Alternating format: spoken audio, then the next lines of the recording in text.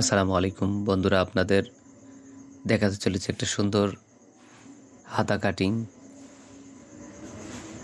আশা করি আপনারা ভিডিওটি সুন্দর মতো দেখলেই হাতাটি কাটিং করতে পারবেন।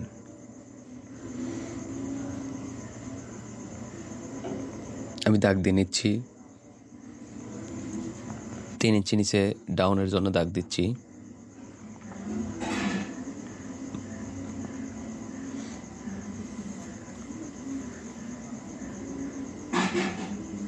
মোহরিতে 8.5 ইঞ্চি এবং সেলাই মার্জিন দিচ্ছি। এখানে 6 ইঞ্চি বাদ রেখে 17 ইঞ্চিতে দাগ দিলাম এবং সেলাই মার্জিনের জন্য দাগ দিলাম।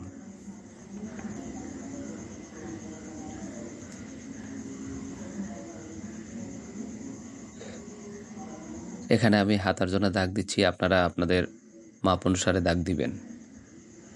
এবার শেপ কাট দিয়ে রাউন্ড দিয়ে নিচ্ছি, আপনারা আপনাদের মতো করে রাউন্ড দিয়ে নেবেন।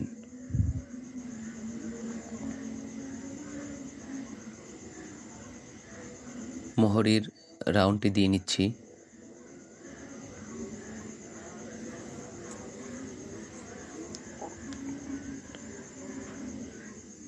রমজান মাস চলছে, ঈদের জন্যে আপনাদের নিজেদের, বাচ্চাদের এবং অর্ডারি কাজগুলোতে আশা করি এই হাতাটি আপনারা দিতে পারেন। আশা করি হাতাটি ভালো লাগবে, আর ভালো লাগলে আমার ভিডিও তৈরিতে সার্থকতা। তো এখানে দেখুন, খোলা অংশ বাইরের দিকে রাখতেছি, রেখে এটাকে একটু কণা করে উপরে বসিয়ে দিচ্ছি এবং 6 ইঞ্চি এক্সট্রা রেখেছিলাম।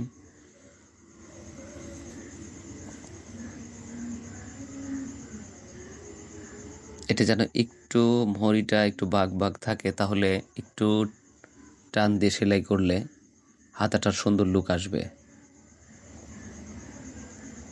এখন সম্পূর্ণ হাতাটা মেপে দেখব।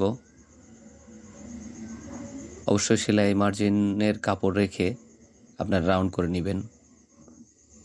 আমি এখানে 6 ইঞ্চি এক্সট্রা রেখেছিলাম, এখানে 6.5 ইঞ্চি রাখতেছি এবং মাঝখানে একটু বেশি রাখতেছি, 1/2 ইঞ্চি, অর্থাৎ হচ্ছে 7 ইঞ্চি রাখতেছি। এখানে 7 ইঞ্চি রেখে আবার নিচের দিকে এখানে এসে 6 ইঞ্চিতে রেখে দেব। তাহলে অবশ্যই হাতাটি গোল হতে অনেকটা সুন্দরভাবে গোল হয়ে যাবে।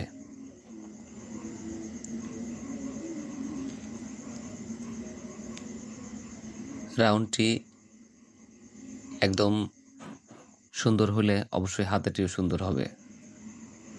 অবশ্যই পরবর্তী ভিডিওতে আপনাদের জামাটি তৈরি করে দেখাবো ইনশাল্লাহ।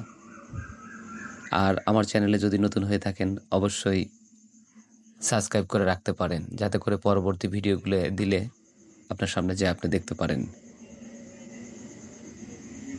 তো এখানে আমি হাতাটি একটু সরিয়ে নিয়ে কাটিং করে নিচ্ছি।